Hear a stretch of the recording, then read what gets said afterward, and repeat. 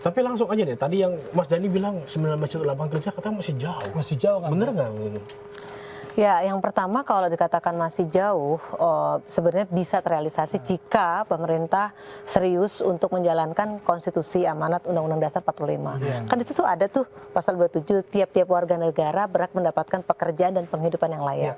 Itu kalau dijalankan saja itu bisa. Nah, cuman kan nggak mau ngejalanin. Jadi kalau dikatakan 19 juta terrealisasi ya nggak jadi kalau dia nggak mau ngejalanin mereka gitu ya. Yang kedua, komitmen untuk pemberantasan korupsi juga masih minim. Karena memang faktor utama investasi masuk ke Indonesia itu nomor 1 menurut World Economic Forum di data tahun 2014 dan masih relevan sampai sekarang adalah korupsi, pungli sama birokrasi. Ini 3 besar nih.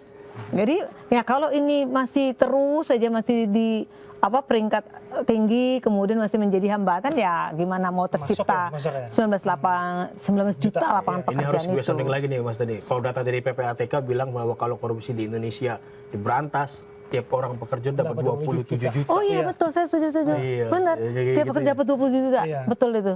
Malah ada yang mengatakan 30 juta. Oh, 30 juta. Jadi emang masyarakat Indonesia kalau misalkan tanpa korupsi itu sebenarnya bisa sejahtera ya. Gitu. Nah ini kan cuman masalahnya ya kita udah sama-sama lihat ya kemarin ada di Pampang gitu ya berapa triliun gitu. Itu mah kecil lah. Hasil korupsi itu Tapi kan bagaimana kayak kasus korupsi di Pertamina misalnya ya sampai ratusan gitu. Kemudian tangkapannya seperti apa gitu loh hasilnya. Ini juga kan belum. Yang kedua ketika pengusaha mau mendirikan baru aja belum mendirikan pabrik ya. Izin doang tuh ya. Baru izin itu sudah ada. Terus baru fondasi itu batu bata lah istilahnya tuh sudah ada datang itu yang namanya preman-preman gitu, ormas gitu. Nah ini gimana kan itu namanya pungli itu belum bisa diberantas. Baik itu yang ormas berseragam maupun juga tidak berseragam.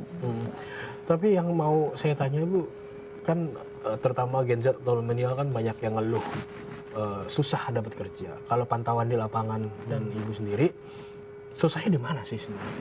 Susahnya di mana? Terus apa yang bikin mereka kesulitan gitu?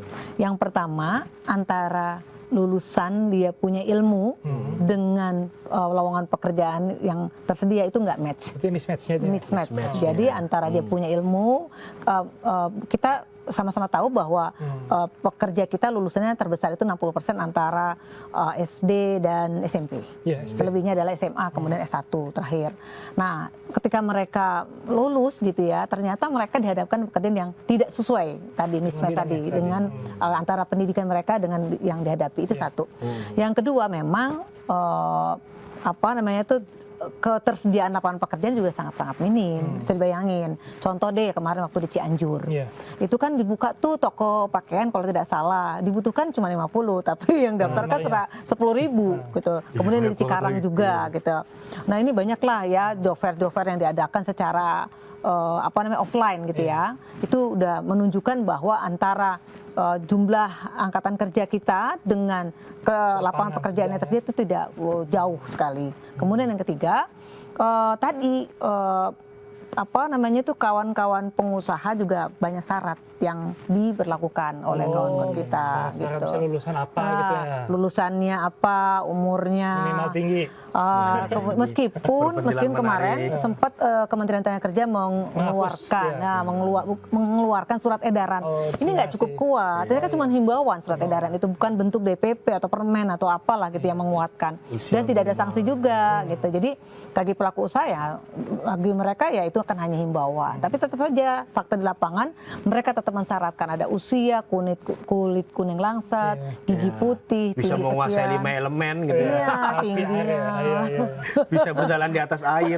Aneh-aneh aja makanan.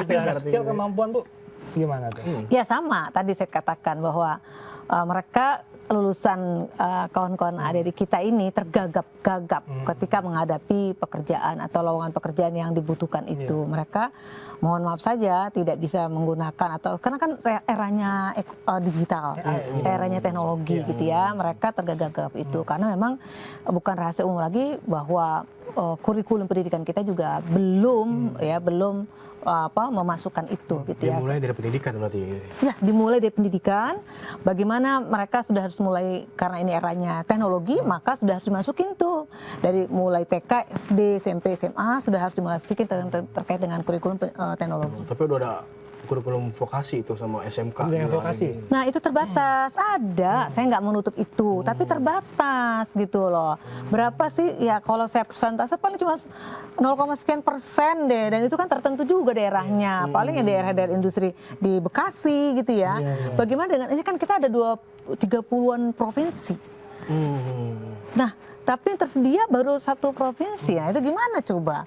Yang nggak match dong, nggak masuk di akal. Ngomongin soal mismatching sendiri, ada yang menarik nih. Survei Populic Center juga menyatakan bahwa 43% perusahaan tuh juga mengeluhkan kesulitan mencari pekerja di sektor-sektor tertentu. Iya. Pada akhirnya mereka pun mengeluh terpaksa mengambil tenaga kerja asing.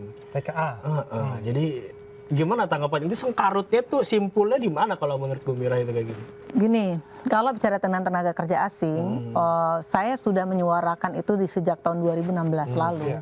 Waktu itu sudah saya berikan juga hasil rekomendasi kami kepada Presiden saat itu, kepada DPR RI, kepada Kementerian Tenaga Kerja, kepada seluruh pihak yang terkait, bahwa dulu ya 2016 itu masih jumlah 20.000 orang tenaga kerja asing yang menurut data kami yang masuk, dan itu memenuhi sektor-sektor tenaga kerja yang kasar, tenaga kerja bawah, bukan yang tenaga unskill, tenaga kerja yang hard yang skill. harusnya penduduk lokal pun bisa mengisi itu. Bisa, gitu ya. contoh kayak mandor, satpam, tugas cleaning gitu ya, kemudian tukang las gitu. Itu tenaga kerja asing itu? Itu tenaga kerja asing. Impor?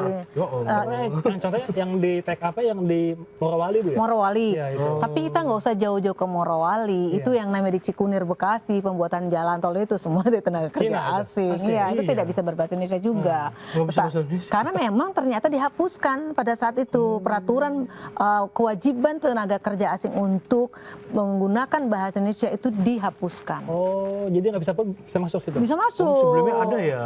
Nah, kemudian sekarang ini kondisinya yang seharusnya dia cuma 6 bulan tenaga kerja asing itu, kemudian dia harus balik atau dalam rangka transfer teknologi, itu nggak terjadi.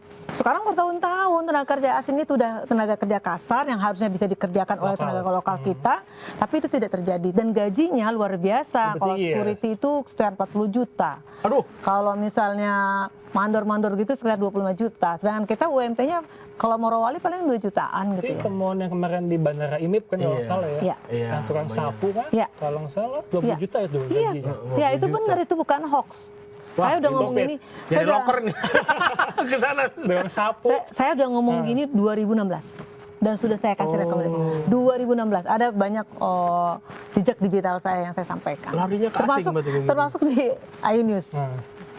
Wah, ini jadi menarik ya karena selama ini kan bilangnya tenaga kerja asing kan untuk transfer teknologi sebenarnya. Iya. Jadi ya untuk divisi-divisi khusus aja sebenarnya, Iya, gitu kan. Bukan iya. pekerja blue collar Kasar gitu lah kan, ya. bukan pekerja kasar gitu kan. Tapi kan Low skill ya. kalau yang low skill kan kasarnya ya kita juga punya banyak gitu, Banyak melimpah banget, gitu bisa kan. dan bisa itu kerjakan, betul. Jadi melihatnya Bu Mira kayak gimana kalau boleh? Ya ini pelanggaran konstitusi kalau menurut saya. Jadi gini.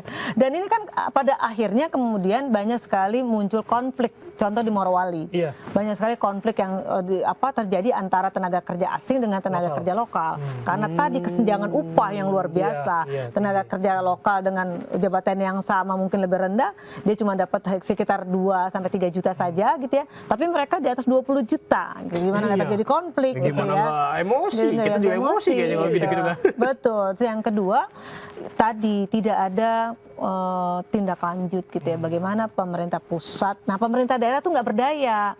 Jadi kalau ketika kami ke sana, kemudian kawan-kawan juga menemui kami gitu ya, menyampaikan bahwasannya tolong lo Bu, ternyata pemerintah daerah pun tidak berdaya karena memang sudah dari pemerintah pusat langsung.